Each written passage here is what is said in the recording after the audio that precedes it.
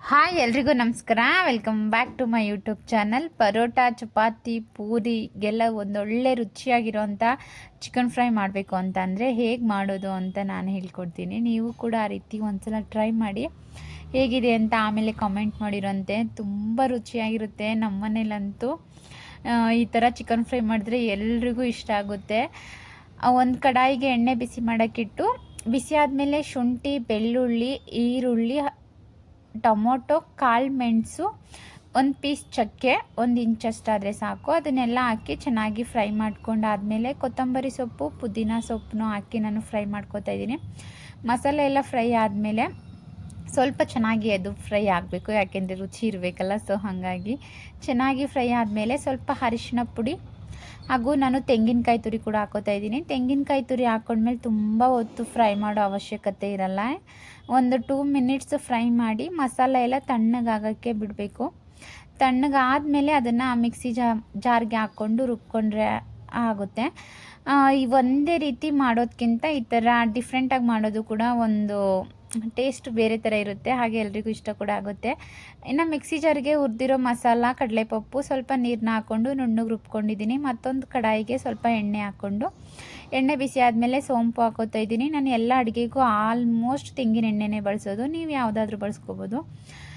ಸೋಂಪು ಫ್ರೈ ಆದಮೇಲೆ ಕಟ್ ಮಾಡ್ಕೊಂಡಿರೋವಂಥ ಈರುಳ್ಳಿನೂ ಹಾಕಿ ಚೆನ್ನಾಗಿ ಬಾಡಿಸ್ಕೊತಾ ಇದ್ದೀನಿ. ಈರುಳ್ಳಿನೂ ಫ್ರೈ ಆದಮೇಲೆ ಏನು ತೊಳೆದಿಟ್ಕೊಂಡಿರ್ತೀವಲ್ಲ ನಾವು, ಆ ಚಿಕನ್ನು ಕೂಡ ಹಾಕ್ಕೊಂಡು ನಾನು ಚಿಕನ್ನ ಹಾಕಿದ ತಕ್ಷಣವೇ ಉಪ್ಪು ಹಾಕ್ಬಿಡ್ತೀನಿ. ಬಿಕಾಸ್ ಎಣ್ಣೆ ಜೊತೆ ಚಿಕನ್ ಫ್ರೈ ಹಾಕ್ಬೇಕಾದ್ರೆ ಮಾಂಸಕ್ಕೂ ಕೂಡ ಉಪ್ಪೆಲ್ಲ ನೀಟಾಗಿ ಇಟ್ಕೊಳ್ಳುತ್ತೆ ಅನ್ನೋ ಕಾರಣಕ್ಕೆ ನೀವು ಕೂಡ ಹಾಗೆ ಮಾಡಿ.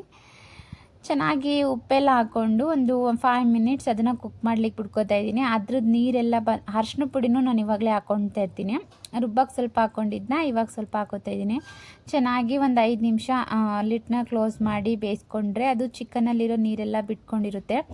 ಅದಾದಮೇಲೆ ನಾವು ರುಬ್ಬಿಟ್ಕೊಂಡಿರ್ತೀವಲ್ಲ ಮಸಾಲೆ, ಆ ಮಸಾಲನ್ನು ಹಾಕಿ ಒಂದು 5 ನಿಮಿಷ ಬೇಯಿಸಿದ್ರೆ ಮತ್ತೆ ಚಿಕನ್ ಚೆನ್ನಾಗಿ ಬೆಂದಿರುತ್ತೆ. ಯಾವಾಗಲೂ ಒಂದೇ ರೀತಿ ಚಿಕನ್ ಸಾರು ಮಾಡ್ತಾ ಇರ್ತೀವಲ್ವ, ಈ ಥರ ಫ್ರೈ ಎಲ್ಲ ಮಾಡಿದಾಗ ಮಕ್ಕಳಿಗಂತೂ ತುಂಬ ಇಷ್ಟ ಆಗುತ್ತೆ. ನಮ್ಮ ಮನೇಲಿ ಚಿಕನ್ ಸಾರನ್ನ ಇಷ್ಟಪಡೋದಕ್ಕಿಂತ ಈ ಥರ ಫ್ರೈನೇ ಜಾಸ್ತಿ ಎಲ್ಲರೂ ಇಷ್ಟಪಡೋದು. ಸೊ ಹಾಗಾಗಿ ನಾನು ಜಾಸ್ತಿ ಗ್ರೇವಿನೇ ಮಾಡ್ತಿರ್ತೀನಲ್ಲ, ಹಾಗಾಗಿ ಬೇರೆ ಬೇರೆ ವಿಧಾನದಲ್ಲಿ ಬೇರೆ ಬೇರೆ ರುಚಿಲಿ ಮಾಡ್ತಾಯಿರ್ತೀನಿ. ಇನ್ನು ರುಬ್ಬಿರೋ ಮಸಾಲನೂ ಹಾಕ್ಕೊಂಡು ಸ್ವಲ್ಪ ನೀರನ್ನು ಆ್ಯಡ್ ಮಾಡಿಕೊಂಡು ನಮಗೆ ಎಷ್ಟು ಗ್ರೇವಿ ಬೇಕಷ್ಟು ಅದಕ್ಕೇ ನಾನು 1.5 ಸ್ಪೂನಷ್ಟು ಚಿಲ್ಲಿ ಪೌಡರ್ನ ಹಾಕೋತಾ ಇದ್ದೀನಿ. ಅದಾದಮೇಲೆ 2 ಸ್ಪೂನಷ್ಟು ನಾನು ಧನಿಯಾ ಪುಡಿನೂ ಹಾಕೋತಾ ಇದ್ದೀನಿ. ಯಾವುದು ಚಿಕನ್ ಮಸಾಲನೂ ಹಾಕೋ ಅವಶ್ಯಕತೆ ಇರಲ್ಲ, ಬೇಕಂದರೆ ನಾವು ಗರಂ ಮಸಾಲಾನ ಸ್ವಲ್ಪ ಹಾಕೋಬೋದು. ಚೆನ್ನಾಗಿ ಖಾರದ ಪುಡಿ ಸ್ಮೆಲ್ಲೆಲ್ಲ ಹೋಗೋವರೆಗೂ ಮತ್ತೆ ಒಂದು 10 ನಿಮಿಷ ಬೇಯಿಸ್ಕೊಂಡ್ರೆ ಒಂದೊಳ್ಳೆ ಚಿಕನ್ ಫ್ರೈ ರೆಡಿ ಆಗುತ್ತೆ. ಯಾವುದೇ ಖಾರದ ಅಡುಗೆ ಅಂದರೆ ಮಟನ್ ಆಗಲಿ ವೆಜ್ ಆಗಲಿ ನಾವು ಮಾಡಿದಾಗ ಕಸ್ತೂರಿ ಮೇಥಿನ ಹಾಕ್ಕೊಂಡ್ರೆ ತುಂಬ ಟೇಸ್ಟಾಗಿರುತ್ತೆ. ನೀವು ಯಾವ ಅಡುಗೆಗಾದರೂ ಹಾಕಿ, ಚಿತ್ರಾನ್ನಗಳಿಗೂ ಕೂಡ ಹಾಕೋಬೋದು, ತುಂಬ ರುಚಿಯಾಗಿರುತ್ತೆ. ನಾನೊಂದು ಸ್ವಲ್ಪ ಗರಂ ಮಸಾಲ ಕೂಡ ಆ್ಯಡ್ ಮಾಡ್ಕೋತಾ ಇದ್ದೀನಿ ಲಾಸ್ಟಿಗೆ. ಹಾಕಿ ಮತ್ತೆ ಒಂದು 5 ನಿಮಿಷ ಬೇಯಿಸ್ಕೊಂಡ್ರೆ ಒಂದೊಳ್ಳೆ ಚಿಕನ್ ಫ್ರೈ ರೆಡಿ ಆಗುತ್ತೆ. ನೀವು ಕೂಡ ಒಂದ್ಸಲ ಟ್ರೈ ಮಾಡಿ ಹೇಗಿದೆ ಅಂತ ಕಮೆಂಟ್ ಮಾಡಿ. ಹಾಗೆ ಇದೇ ಹೊಸ ರೀತಿ ರೆಸಿಪೀಸ್ ಬೇಕು ಅಂದರೆ ನನ್ನ ಚಾನಲ್ನ ಸಬ್ಸ್ಕ್ರೈಬ್ ಮಾಡಿಕೊಂಡು ನನಗೆ ಸಪೋರ್ಟ್ ಮಾಡಿ. ಹಾಗೆ ಹೇಗಿದೆ ರೆಸಿಪಿ ಅಂತ ಕಮೆಂಟ್ ಮಾಡಿ ತಿಳಿಸಿ. ಐ ಹೋಪ್ ಈ ವಿಡಿಯೋ ನಿಮ್ಗೆ ಇಷ್ಟ ಆಗಿರುತ್ತೆ ಅಂತ ಅಂದ್ಕೊಂಡಿರ್ತೀನಿ. ರೆಸಿಪಿನ ಟ್ರೈ ಮಾಡಿ ನನಗೆ ಕಾಮೆಂಟ್ ಮಾಡೋದನ್ನು ಮರಿಬೇಡಿ. ಓಕೆ, ಮತ್ತೊಂದು ವ್ಲಾಗಲ್ಲಿ ಸಿಗುವ. ಬಾಯ್ ಬಾಯ್.